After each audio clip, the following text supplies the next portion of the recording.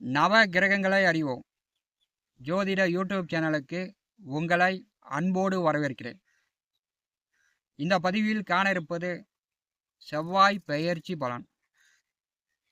அடுத்து வரக்கூடிய ஒரு 45 நாட்கள் செவ்வாய் பகவான் மிதுன ராசியில் சஞ்சாரம் செய்வார். முதலில் செவ்வாய் பகவானை பற்றி அறிவோம். செவ்வாய்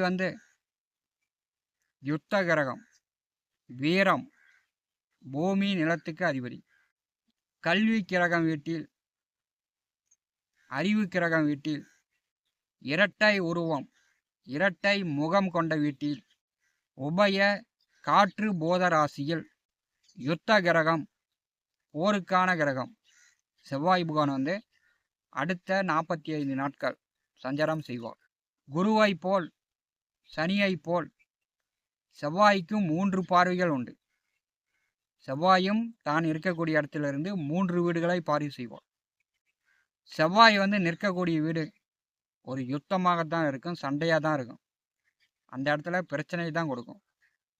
ஆனால் செவ்வாய் பார்க்கக்கூடிய வீடு சொத்து, வளர்ச்சியை கொடுக்கும், ஒரு நிம்மதியை கொடுக்கும். நியாயமாக கிடைக்க வேண்டியதை செவ்வாய் பார்வை செய்யக்கூடிய வீடு அதன் வழி பெற்றுத்தரும். நம்முடைய பதிவினுடைய தலைப்பில் பார்த்தா தெரியும், அள்ளி கொடுக்கும் அங்காரகன். இந்த அங்காரகன் அள்ளி கொடுப்பாரா அப்படின்னா கண்டிப்பாக ஒவ்வொரு மனிதனுக்கும் செவ்வாய் அள்ளி கொடுக்கக்கூடிய கிரகம் தான். ஒருவருக்கு பிரச்சனைன்னு வரும்போது முதல்ல நாடுறது யார் அப்படின்னா காவல்துறை தான். முதல்ல காவல் நிலையம் தான் செல்வோம். அதற்கு அடுத்தது தான் கோர்ட்டு.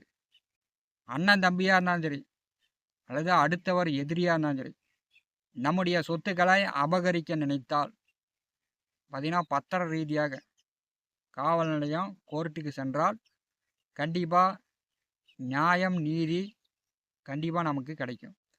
அதை பெற்றுத்தரக்கூடியவர் இந்த செவ்வாய் பகவான் தான். கடன் வாங்கி வீடு கட்டுறது, கடன் வாங்கி வண்டி வாங்கிறது, கடன் வாங்கி வீட்டு மனையோ விவசாய நிலமோ சொத்துக்கள் வாங்கிறது, கடன் வாங்கி ஒருவர் தன்னுடைய வசதி வாய்ப்புகளை பெருக்கி கொள்கிறார் என்றால் அதற்கு செவ்வாய் தான் காரணம். கடன் வாங்கணும், கடன் வாங்கிறதுக்கான யோகம் இருக்கா அப்படின்னா அதுக்கு செவ்வாய் தான் காரணம். செவ்வாய் சுய ஜாதகத்தில் நன்றாக இருந்தார் என்றால் அந்த ஜாதகன் எதையும் தாங்கும் இதயம் கொண்டவராக, நல்லா திறமைசாலியாக, தைரியம் உள்ளவராக அந்த ஜாதகன் செயல்படுவார். செவ்வாய் பலம் இழந்து செவ்வாய் கெட்டு போயிட்டார் என்றால் அந்த ஜாதகனுடைய வாழ்க்கையில் எல்லாமே பிரச்சனைக்குரியதாக வரும். அதாவது செவ்வாய் வக்கரமாயிட்டார் அப்படின்னா நிலம், சொத்து சார்ந்து எதிரிகள் அபகரிக்க நினைப்பாங்க. கோர்ட்டு கேஸு, வழக்கு வில்லங்கம், இப்படி சட்ட சிக்கலில் அந்த ஜாதகன் போய் மாட்டிக்கக்கூடிய சூழ்நிலை ஏற்படும். செவ்வாய் நல்ல நிலையில் இருந்தால் பெண்களுடைய சொத்துக்கள் கிடைக்கும். அதாவது பாட்டி வழியில், அம்மா வழியில், மனைவி வழியில் செவ்வாய் சுய ஜாதகத்தில் நல்ல நிலையில் இருந்தால் பெண்கள் வழி சொத்துக்கள் அனுபவிக்கலாம். கும்பம் ராசி அன்பர்களுக்கு செவ்வாய் பெயர்ச்சி பலன் காணலாம்.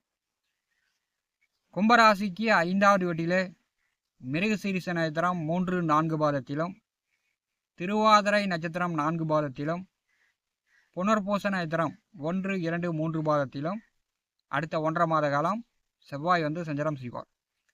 இப்போ பார்த்தீங்கன்னா மற்ற கிரகங்களுடைய பார்வையோ சேர்க்கையோ செவ்வாய்க்கு இல்லை. உங்கள் ராசிக்கு 5வது வீட்டிலே செவ்வாய் தனித்து சஞ்சாரம் செய்ய போகிறார். இப்போ அடுத்த 1.5 மாத காலம் 5வது வீட்டிலே செவ்வாய் செல்லும்போது உங்களுடைய குலதெய்வம் கோயிலுக்கு அல்லது உள்ளூரில் இருக்கக்கூடிய கோவிலுக்கு ஆன்மீக திருப்பணிக்காக, கோவில் கட்டுமானம், கோவில் திருப்பணிக்காக பணங்காசு செலவழிக்கக்கூடிய அமைப்பு உண்டு. 5வது வீட்டிலே செவ்வாய் வரும்போது குலதெய்வம் கோயிலுக்கோ உள்ளூரில் இருக்கக்கூடிய கோயிலுக்கோ பணங்காசு செலவழிப்பீங்க. உங்களுடைய வேண்டுதல் பிரார்த்தனைகளை இந்த காலகட்டத்தில் நிறைவேற்றுவீங்க.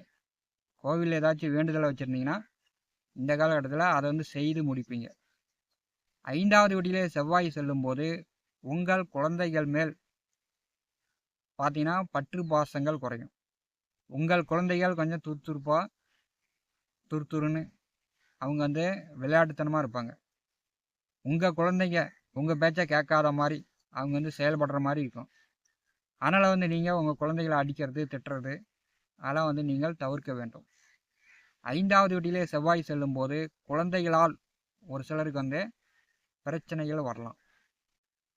கடந்த 3 மாதமாக பார்த்தீங்கன்னா 3வது வீட்டிலும் 4வது வீட்டிலும் சனியோடைய தொந்தரவு, சனியோடைய பார்வை பெரும்பாலும் நன்மை இல்லை. இப்போ 5வது வீட்டிலே செவ்வாய் வந்து சுய நட்சத்திரத்தில் செல்லும்போது பூர்வீகத்தில் பழைய சொத்துக்கள் விற்கணும்னு வேலை சொல்லி கொண்டிருப்பவர்கள் விற்றுட்டு வேற இடம் போய் நல்ல சொத்துக்களாக வாங்கலாம். பழைய வண்டி வாகனங்கள் விற்கணும்னு வேலை சொல்லி கொண்டிருப்பவர்கள் அதிக விலைக்கு விற்றுட்டு நல்ல புதுசாக வண்டி வாகனங்கள் வாங்கலாம். பூர்வீக சொத்துக்களில் புதிதாக வீடு கட்டலாம். பூர்வீக சொத்துக்களில் வெள்ளாமை பண்ணலாம். பாகப்பிரிவினை செய்து கொள்ளலாம். 5ஆம் இடம் சார்ந்த நன்மைகள் இந்த காலகட்டத்தில் பெரும்பாலும் கும்பராசி என்பதுக்கு கிடைக்கும். அதே மாதிரி பங்காளிகள் வழியில், அண்ணன் தம்பி வழியில் இந்த சொத்து பிரச்சனையும் இப்போ தான் வரும். ஏன்னா உங்களுக்கு வந்து 2வது வீட்டிலே சனி பகவான் வக்கரகதியில் இருக்கிறார். சனி வக்கரமாகி 5வது வீட்டிலே செவ்வாய் செல்லும்போது பங்காளிகளுக்குள் சொத்து பிரச்சனை இந்த காலகட்டத்தில் வரத்துக்கு வாய்ப்பு உண்டு.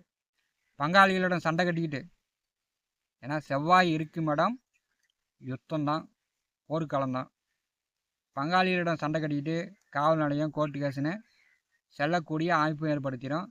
அடுத்த 1.5 மாதம் கும்பராசி என்பர்கள் எதிலும் நிதானமாக செல்வது நல்லது. கும்பராசிக்கு 5வது வீட்டிலே செவ்வாய் நின்று செவ்வாய் பகவானுடைய 4ஆம் பார்வை 8வது வீட்டின் மேல் விழுகிறது. இப்போ பார்த்தீங்கன்னா கும்பராசிக்கு 8வது வீட்டை செவ்வாய் பார்வை செய்யும்போது பயண போக்குவரத்தில் நீங்கள் கவனமாக இருக்கணும். அதாவது இரவு நேர பயணங்களில் கவனம் போயிட்டு கவனமாக இருக்கணும். தேவையில்லாமல் சண்டை கட்டினீங்கன்னா காவல் நிலையம் கோர்ட்டு கேஸுன்னு செல்லக்கூடிய சூழ்நிலையை ஏற்படுத்திடும். ஏழும் வந்து நிதானமாக இருக்கணும். ஏன்னா 8வது வீட்டை செவ்வாய் 4ஆம் பார்வையால் பார்வை செய்யும்போது தேவையில்லாமல் அனாவசிய செலவு பண்ணுற மாதிரியான சூழ்நிலைகளை ஏற்படுத்திடும். நீங்கள் கஷ்டப்பட்டு வேர்வை செஞ்சு சம்பாதித்து அடுத்தவர்களுக்கு கொண்டு போய் கொடுக்கக்கூடிய சூழ்நிலையை 5வது வீட்டிலிருந்து 8வது வீட்டை செவ்வாய் பார்வை செய்யும்போது ஏற்படுத்தி விடும். செவ்வாய் பகவானுடைய நேர் 7ஆம் பார்வை கும்பராசிக்கு 11வது வீட்டின் மேல் விழுகிறது. மூத்த உடன் பிறந்தவர்களுக்கு சுபகாரியம் மங்கள காரியங்கள் நடக்கிறதுக்கு வாய்ப்புண்டு. மூத்த உடன் பிறந்தவர்கள் வீடு கட்டலாம். 2 வீலரோ 4 வீலரோ புதிய வண்டி வாகனங்கள் வாங்கலாம். மூத்த உடன் பிறந்தவர்களுக்கு வசதி வாய்ப்புகள் பெருகும். புதிய நண்பர்கள் கூட்டாளிகள் வழியில் கும்பராசி என்பர்கள் இந்த காலகட்டத்தில் கவனமாக இருக்கணும். நண்பர் சொன்னார், கூட்டாளி சொன்னார், அவர் வந்து எனக்கு உதவி பண்ணுவார், உயரிய கொடுப்பார் அப்படின்னு நண்பர்கள் கூட்டாளிகள் வழியில் நீங்கள் வந்து கவனமாக இருக்கணும். அவங்கள நம்பினா உங்களுக்கு தான் பிரச்சனை. கும்பராசிக்கு 12வது வீட்டை செவ்வாய் பகவான் 8ஆம் பார்வையால் பார்க்கிறார். அயன சயன போக விரைய மோட்சஸ்தானத்தை செவ்வாய் 8ஆம் பார்வையால் பார்வை செய்யும்போது ஆன்மீகம் சார்ந்து பயணங்கள், பாத யாத்திரை, கிரிவலம் இந்த மாதிரியான பயண செலவுகள் உண்டு.